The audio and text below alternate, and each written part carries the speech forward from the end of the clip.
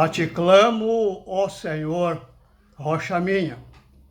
Deus é a nossa rocha, bem segura, bem firme. Portanto, eu convido os irmãos nesta quarta-feira para continuarmos nessa confiança desse Deus soberano. E eu quero, nesta quarta-feira, estar encerrando a mensagem de João Batista.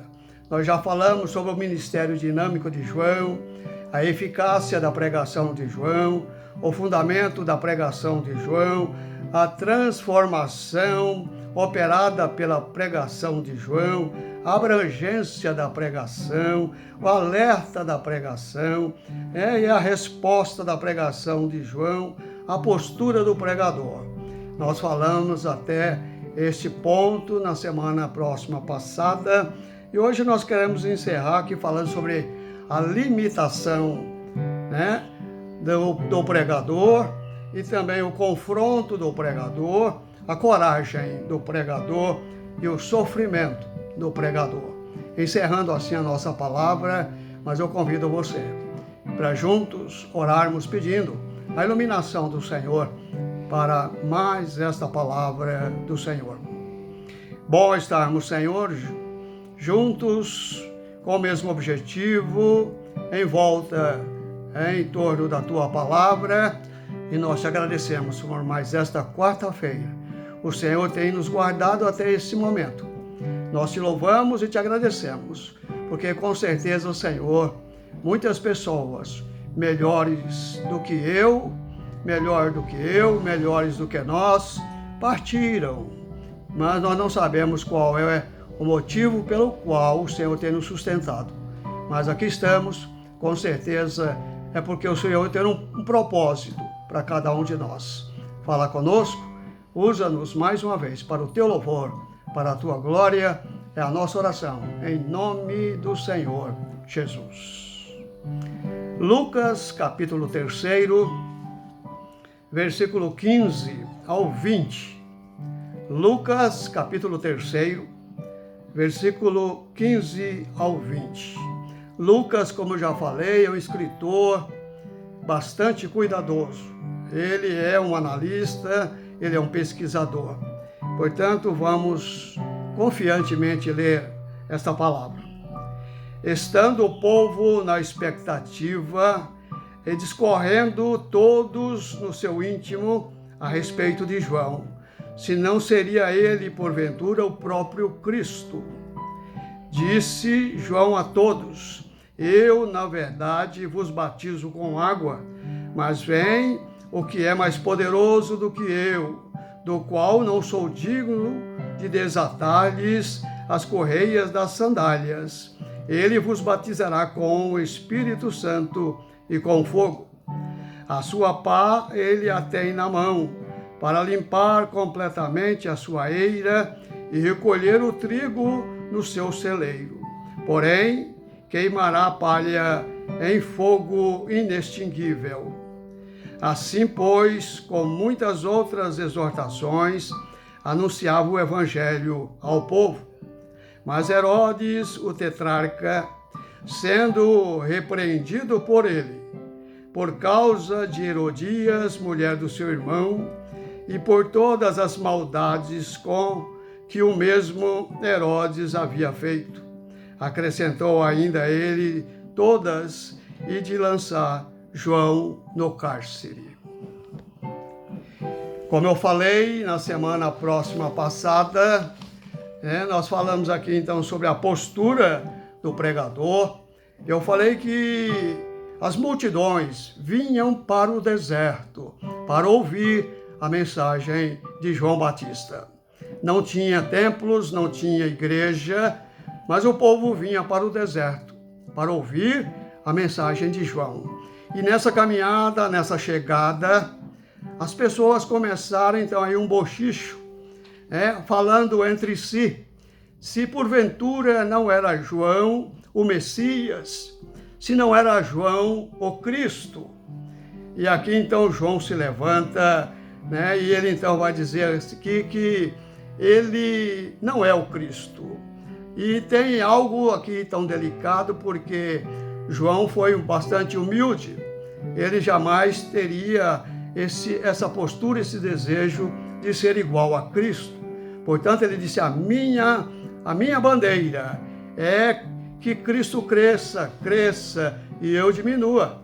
A minha bandeira, a minha mensagem é que ele sobressaia, é que ele cresça e que eu diminua a cada dia mais. Portanto, João então chega a dizer, eu sou a voz, ele é a mensagem. Eu mostro o caminho, ele é o caminho. Eu mostro a luz, mas ele é a luz. Eu aponto o cordeiro, mas ele é o cordeiro. Eu falo do noivo, eu sou amigo do noivo, mas ele é o noivo da igreja. Portanto, então, João vai falando, das maravilhas de Deus, da grandeza de Deus, e que ele não é nada diante da grandeza do poder de Deus. E aqui, então, João, aqui a gente vai perceber a limitação do pregador. A limitação de João, ele diz assim, eu batizo com água, eu batizo com símbolo, mas ele vai vir e ele batizará com aquilo que é simbolizado, isto é, com aquilo que é real. Eu batizo com água, mas ele batiza com o Espírito Santo. Eu batizo com água, mas ele te batiza com o poder do alto céu, com o poder de Deus. Portanto, o pregador pode até anunciar as verdades, O pregador pode pregar a mensagem, mas não pode mudar o coração das pessoas. João, então, prega uma mensagem, mas quem muda, quem transforma é Jesus. E ele, então, vai dizendo que ele pode pregar uma mensagem, mas só Deus pode transformar o coração. João fala assim, eu posso ministrar os sacramentos, mas eu não posso fazer os sacramentos ser importantes, ser eficazes na vida das pessoas. Eu vou apenas ministrar, mas quem torna os elementos eficazes na vida das pessoas é Deus. João então vai falando que ele é pequeno, que ele é insignificante, ele é limitado, mas ele prega aquele que é ilimitado. Ele pega o Senhor da igreja, o Deus todo soberano. João então vai falando aqui da sua pequenez e da grandeza do Deus soberano. Ele é o Senhor. João está falando assim, eu estou endireitando o caminho, eu estou mostrando o caminho, mas ele é o caminho, a verdade e a vida. E aqui nós vamos ver o confronto do pregador, aí do versículo 17 ao versículo 20, depois que ele fala então que Jesus é aquele que tem todo o poder para transformar. Ele então vai falar de algo aqui interessante, Ele fala sobre trigo e joio, mas só Jesus pode introduzir você na igreja invisível. João fala talvez até de uma igreja aqui, ele prega um evangelho aqui, mas só Jesus pode transformar a sua vida e levar você e colocar você na igreja invisível, na igreja dos filhos de Deus. Mas ele fala de joio e trigo.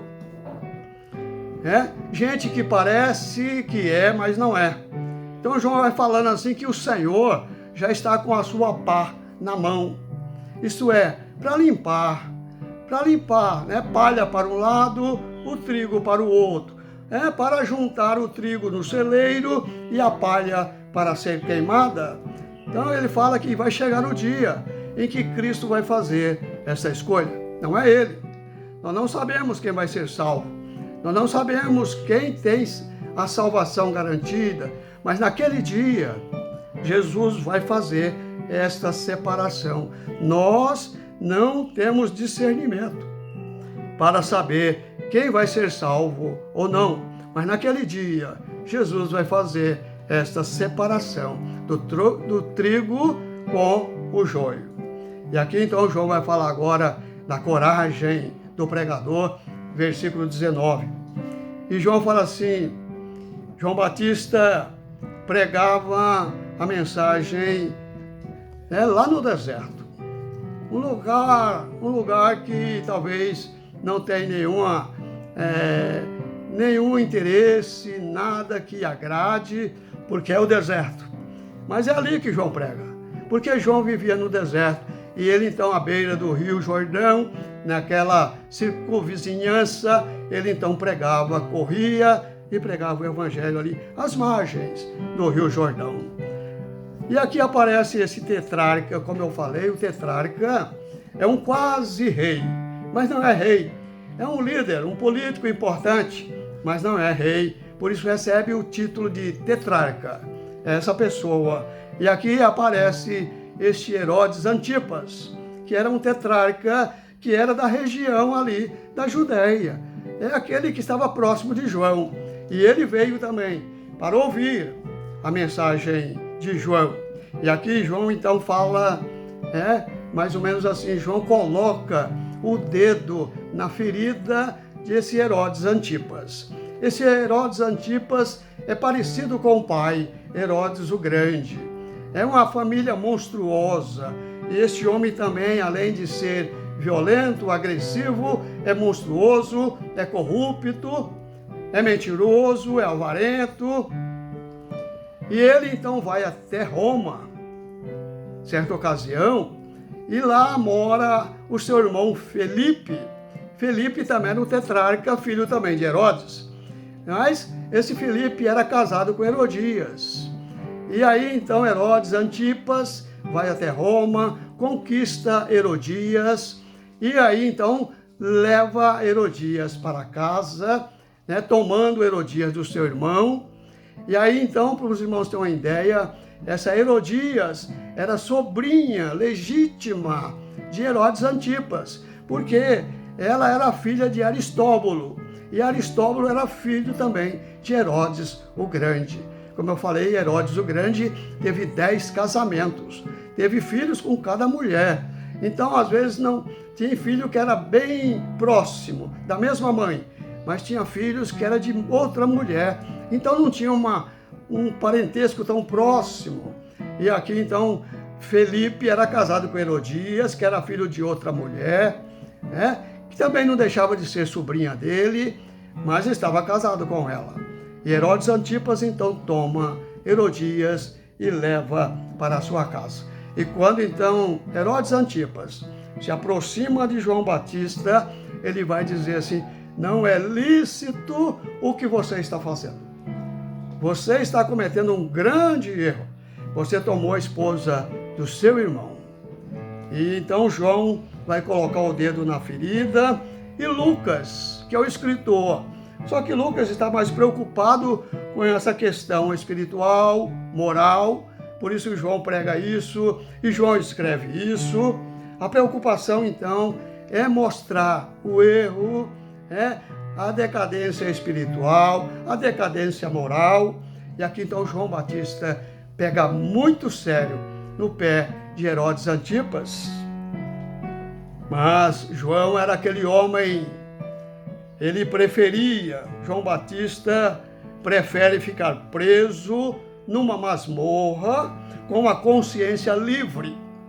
Olha só, João Batista prefere ficar preso numa masmorra, mas com a consciência livre, do que ficar livre com a consciência presa. Então João é esse homem, prefere morrer, mas ter a consciência tranquila de que pregou o verdadeiro evangelho. E aqui então, como eu falei na semana passada, o primeiro-ministro da Inglaterra, ele disse que a Inglaterra estava em decadência moral e espiritual.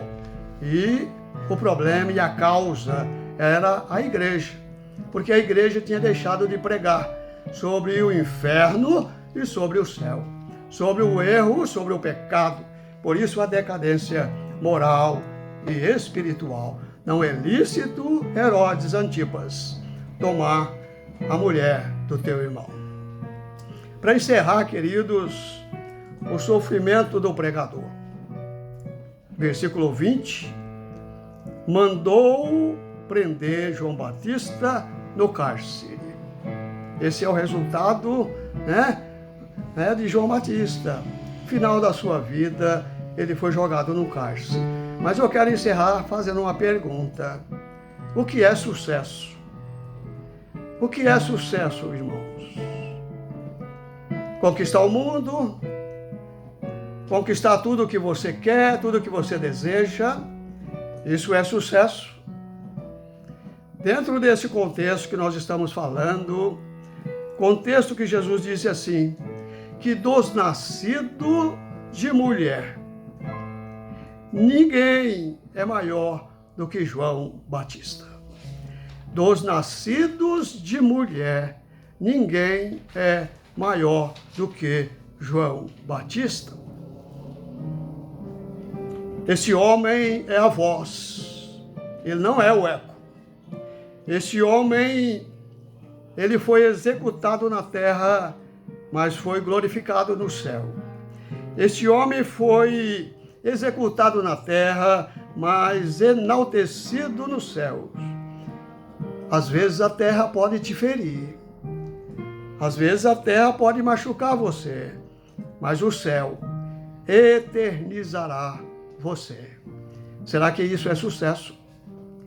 Eu creio que João Batista alcançou o sucesso e recebeu de Jesus esta expressão tão bela que dos nascidos de mulher não existia nenhum maior do que João Batista.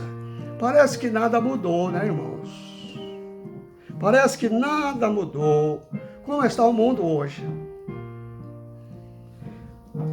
Os tempos mudaram, mas o homem não muda. O homem é o mesmo. Você precisa se arrepender. Se você quer ser aqui perdoado por Deus. Se você quer ganhar o sucesso dos céus, você precisa se arrepender. Deus é que uma vez arrependido, possamos produzir frutos dignos de arrependimento. Que Deus nos ajude, que Deus nos abençoe, que possamos alcançar o sucesso que vem dos céus. Curve a sua cabeça mais uma vez, nós vamos orar. Aqui estão os pedidos que eu já fiz a semana, no domingo.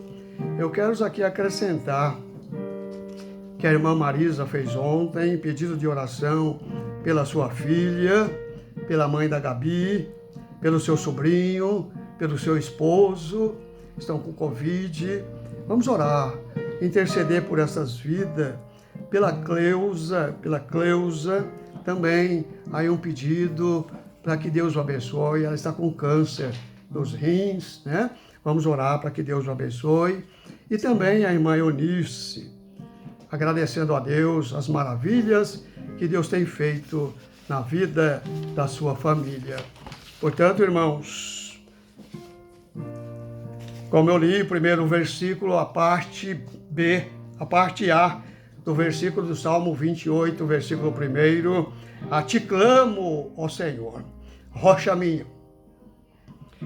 O clamor é um grito por socorro. Portanto, eu clamo a ti, Senhor. Clamar é mais do que pedir, clamar é gritar pelos poros da alma. E aqui então o salmista, clamar é mais do que pedir, é apelar com urgência para o socorro de Deus. Portanto, vamos clamar sim, para que Deus possa abrir o seu coração e derramar sobre nós medidas sem que nós não podemos imaginar. Vamos então clamar, Senhor. A ti eu clamo, ó Deus, rocha minha e redentor meu. Nós vamos orar, como diz aí o Bruno César, colocou ontem, e nós devemos estar juntos, orando ao meio-dia, às 18 horas, para que o Senhor possa mover o seu braço e ter misericórdia de nós. A oração move o braço do Todo-Poderoso. A oração é ligar a terra ao céu. Vamos, pois, então, clamar ao Senhor para que a terra possa ser ligada ao céu e a vontade de Deus que é feita no céu possa ser feita na terra. Ó Deus, graças te damos por mais essa oportunidade, por mais este privilégio, Senhor, que quando abrimos a Tua palavra e podemos meditar nela, e ela sempre tem uma mensagem viva e eficaz para nós, porque ela é viva, ela é mais penetrante do que a espada de dois gumes, ela foi iluminada pelo Espírito Santo, ela então foi revelada por Deus para falar ao nosso coração. Abençoa a Tua igreja, Senhor. Abençoa as famílias, abençoa as vidas que estão sofrendo, as famílias que estão sofrendo a perda de entes queridos, vidas que estão nos hospitais e não têm socorro. Ó Senhor, nós clamamos, Senhor, clamamos a Ti. Senhor, rocha minha, libertador meu. Senhor, nós clamamos, porque Tu és o nosso socorro, bem presente na angústia. Vem, Senhor, nos ajudar. Tem misericórdia de nós. É a nossa oração, é o nosso pedido, em nome do Senhor Jesus. E que os pedidos que nós fizemos, que já colocamos diante da Tua presença, Senhor, acolhe, Senhor, estes pedidos de modo muito especial, para que as vidas que colocaram estes nomes possam ser agasalhado, possam ser abençoado pelo Senhor. Devolva a cada um as bênçãos que eles pedem, que eles precisam, para que o Teu nome seja louvado, exaltado e engrandecido. É a nossa oração, em nome do Senhor Jesus. E que a paz de Deus, que excede toda a compreensão humana, que a Tua paz, Senhor, venha encher o nosso coração, a nossa família e todas as famílias espalhadas sobre a face da terra, hoje, amanhã e eternamente. Amém. Deus te guarde, querido. Deus te abençoe.